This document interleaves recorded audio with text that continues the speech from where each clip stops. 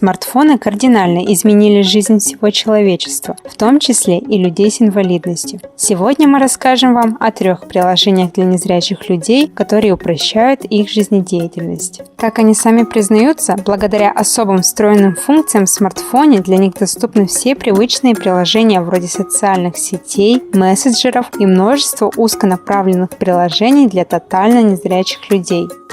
TapTapSee расскажет, что происходит вокруг вас. Приложение в звуковом формате описывает окружающее человека. Достаточно дважды коснуться экрана, чтобы сделать фото, и смартфон в паре слов расскажет, что на снимке. Многие пользователи приложений используют его для определения отдельных вещей, например, что находится перед ними.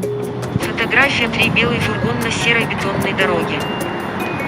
Be My Eyes поможет найти ответ на любой вопрос. Особенная социальная сеть, где зрячие пользователи помогают незрячим и слабовидящим людям в любых вопросах, которые у них возникают. Например, срок годности продуктов, размеры одежды, какие-то технические проблемы и тому подобное. Как это работает? Когда незрячему пользователю нужна помощь, он совершает видеозвонок через приложение. Зарегистрированному зрячему пользователю соцсети приходит оповещение. Причем только если пользователь в это время держит в руках смартфон. Если он в данный момент готов помочь, нажимает «Ответить». Если нет, звонок переадресовывается на следующего доступного пользователя соцсети.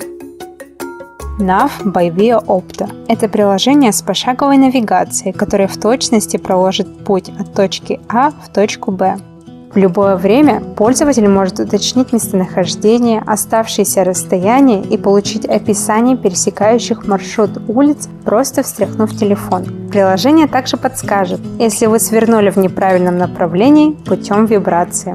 Несмотря на огромное количество специальных приложений для незрячих, сами они отмечают, что большая часть программ на их смартфонах не специализированные, а стандартные, которые есть у большинства пользователей.